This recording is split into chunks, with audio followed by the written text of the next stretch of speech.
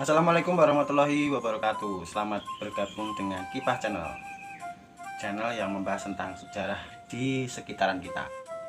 Kali ini saya akan membahas tentang mitos Mas Sangin di alun-alun kidul Yogyakarta. Sahabat semuanya pasti pernah ke Yogyakarta, betul? Iya, salah satu kota yang paling ramai wisatanya di Indonesia selain Bali itu adalah Yogyakarta.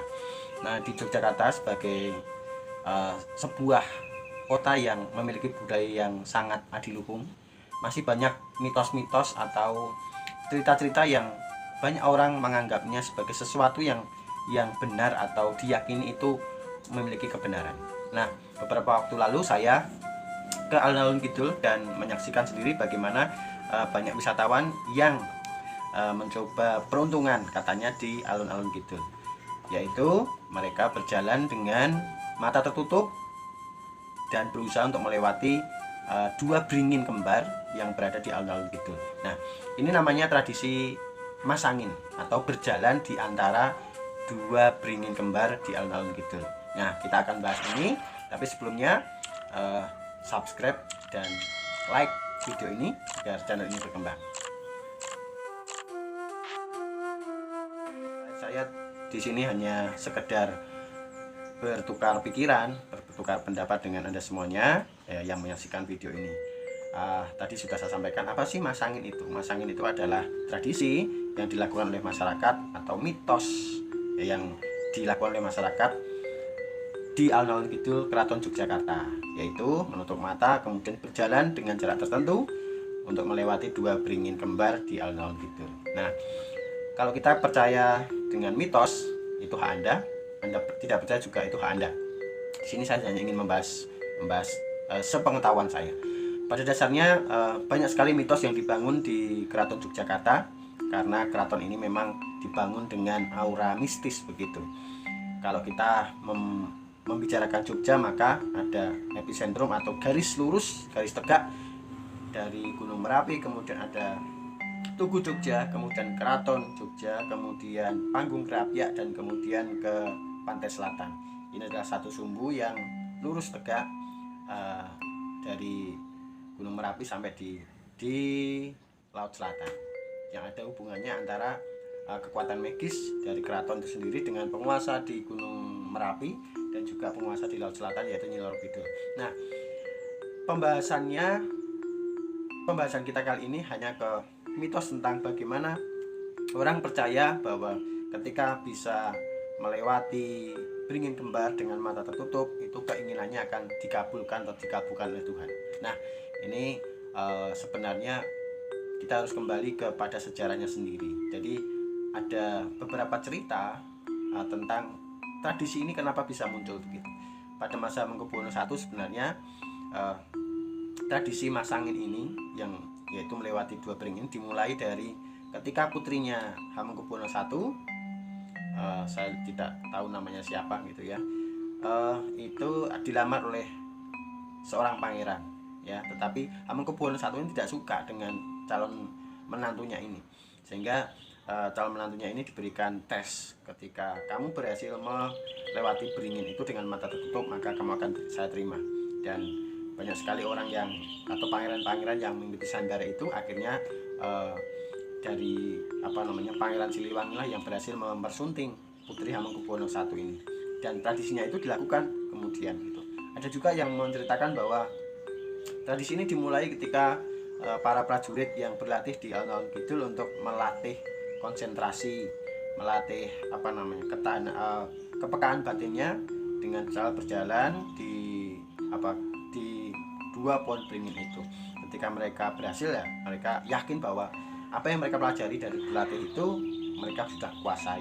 Ada juga yang menyatakan bahwa ini sebuah keyakinan yang mana kalau orang itu bisa melewati atau dalam perkembangannya begitu, kalau orang itu bisa melewati dua beringin itu, maka keinginannya atau cita-citanya akan dikabulkan oleh Tuhan. Nah, kita kembali ke keinginan tadi, bahwa saya pernah membaca bahwa dalam membangun keraton itu ada sistem mocopat, yaitu tata letak dari keraton itu sudah ditentukan bahwa di sebelah utara atau sebelah utara keraton itu ada alun-alun utara, sebelah baratnya ada masjid, sebelah utaranya lagi ada pasar. Nah, di Jogja juga seperti itu gitu. Sebagai salah satu kerajaan Islam atau penerus dari kerajaan Mataram, kerajaan Jogja ini juga meneruskan tradisi mocopat atau sistem tata bangun ala kerajaan Islam pada masa itu yang dimulai dari kerajaan Demak, kemudian Pajang, kemudian ke Mataram, dan sekarang masih diteruskan oleh kerajaan Yogyakarta. Nah, dan dalam perkembangannya juga banyak sekali kadipaten-kadipaten atau kabupaten-kabupaten yang membuat kantor kabupatennya itu di alun-alun utaranya atau selatannya itu ada pohon beringin kembarnya. Nah, sebenarnya ternyata setelah saya telisik dan dari beberapa dosen saya yang saya ajak diskusi, ternyata ada keyakinan itu hanya simbolisasi, bahwa beringin kembar itu hanya simbolisasi dari dua pegangan, karena kerajaan-kerajaan ini adalah kerajaan Islam. Simbolisasinya adalah dua pegangan utamanya, yaitu Al-Quran dan hadis.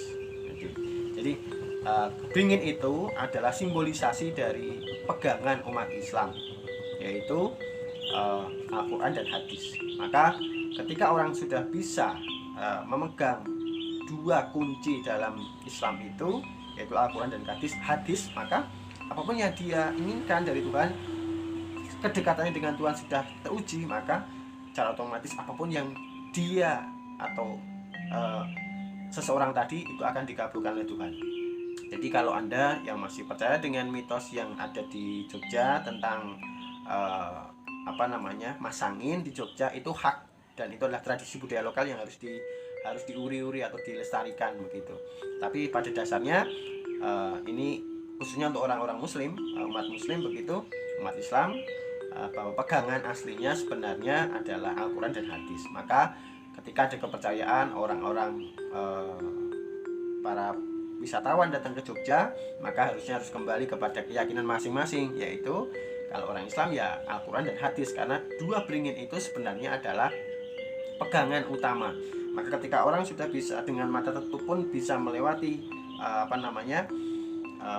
dua pohon beringin itu yang disimbolkan, yang kanan adalah Al-Quran, yang kiri adalah hadis, maka apapun yang akan dia minta pada Tuhan, bukan pada saat itu dia setelah berhasil kemudian dia minta pada Tuhan akan dikabulkan, ya tentu saja tidak semudah itu, karena pegangan sesungguhnya bagi umat muslim adalah Al-Quran dan hadis. Jadi secara sejarah tadi seperti itu, tapi perkembangan berikutnya yang berkembang di masyarakat ketika orang berusaha untuk berjalan dengan mata tertutup di antara dua pohon beringin itu, apa yang dia inginkan itu akan dikabulkan oleh Tuhan. Sebenarnya kembali lagi kepada pegangan orang Islam, yaitu Al-Quran dan hadis.